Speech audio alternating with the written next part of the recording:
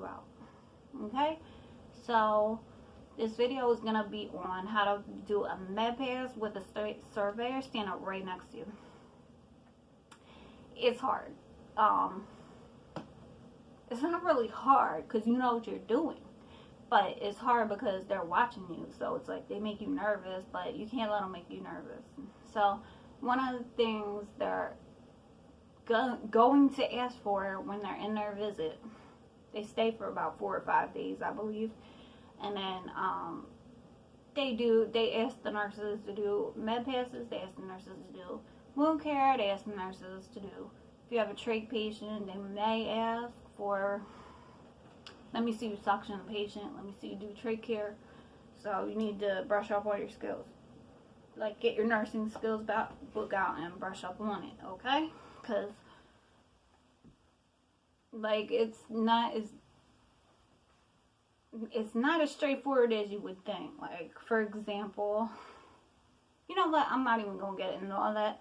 We'll save all the other stuff for all that stuff I was just about to say. I'll save that for another video. I was gonna talk about eye drops and the procedure for how to do eye drops, and the fact that it's not just like boom boom through both eyes and that's it. Like, it's more complicated than that. Okay, so this video is going to be on how to do a med pass with a state surveyor, okay? So one thing you need to know with med passes, when they say med pass, they mean one patient and administer meds to that one patient.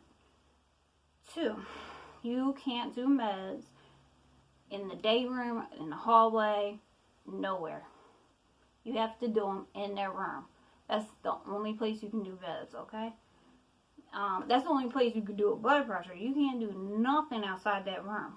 Like, everything has to be inside the room with privacy, okay?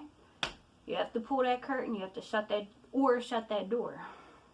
Can't just be giving meds and like people are walking by and they're taking their meds. Like, that's a violation of their privacy. So that's one thing to keep in mind. 2, sanitize your hands before and after you enter the room. After you leave the room, sanitize your hands. Before you enter the room, sanitize equipment that you're going to use. Sanitize that blood pressure machine and wipe down that cuff. Let it dry per manufacturer's instructions. Like the Cavi wipes, those disinfectant wipes, they need to be wet for 1 minute, and you need the time. You need to be looking at your watch and be like, 1 minute went by, it's sanitized, now I can use it. You can't just wipe it off and go in the room like it's clean. No, half the germs are still alive. You didn't even follow manufacturer's instructions. They will time you if you get a stickler from the Department of Health, okay? So you're going to pick a patient, and it's going to be an easy patient. It's going to be a patient who you know isn't going to ask no questions, is going to swallow them meds perfectly. Somebody without dysphagia, somebody who's not combative, somebody who's totally predictable, okay? Somebody preferably without parameters. So get that patient in mind. And you're going to take your cart to that room, and you are going to check on that patient. Make sure they're not asleep. Make sure they're not in the bathroom. Make sure they're not at activities or therapy. Make sure they don't get all the meds ready and you go in that room. Ugh. They're asleep in the bed and they're like, they're not even in a position to swallow pills. Now you gotta what? Put the pills down on the table while you go get a CNA to pull up the patient? No. You're going to get a violation. Make sure that patient is ready. Make sure they're sitting there waiting for you to come back with them pills. Okay? That's how you do it. And then you go to your cart. Make sure you're locking your cart too. Make sure you got your names on the cart covered up. Like, don't violate HIPAA. Also, okay, so now you checked on the patient. You got your blood pressures. You got your blood pressure if you need it, and now you're ready to go prepare the medication.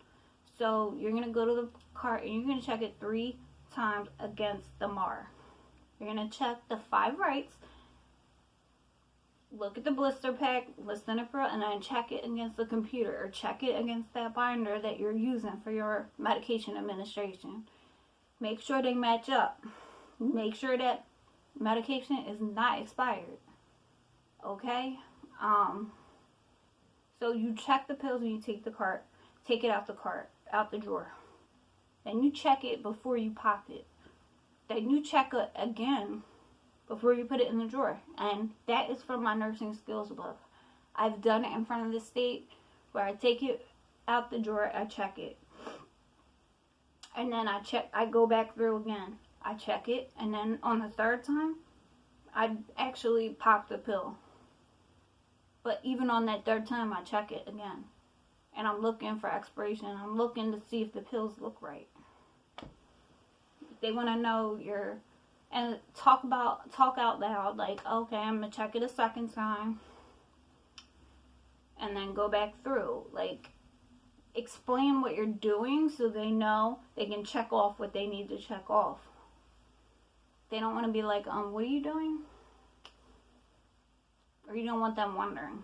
I mean, it makes me feel better that they know why I'm doing what I'm doing. So now that you got your medicine ready, you're going to cover up your names on the cart, lock the cart, sanitize your hands, and before you go into the room, knock on the door again. Even though they're expecting you, don't just bust up in there. Knock on the door. Even if it's open, knock on it open. Okay? And then you may go in and say, so-and-so, can you tell me your name and date of birth? And you can have the MAR in your hand, or you can check it against their armband. But you need those, I think it's 2 or 3 patient identifiers. So identify your patient before you administer any meds.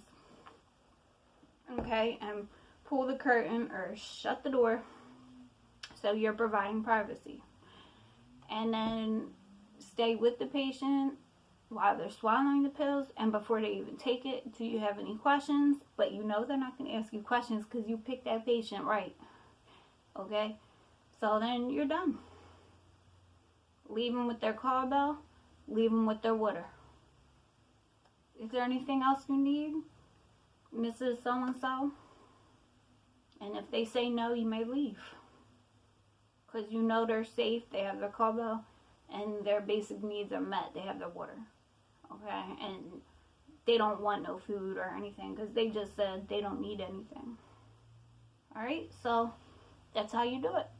That simple. Make sure you check them meds 3 times. Make sure you're knocking. Make sure you're sanitizing and wiping stuff down per manufacturer and instructions. Read the hand sanitizer bottle. Read the wipes container. And you can't use bleach for everything, okay? They want them cavi wipes. That's it, y'all.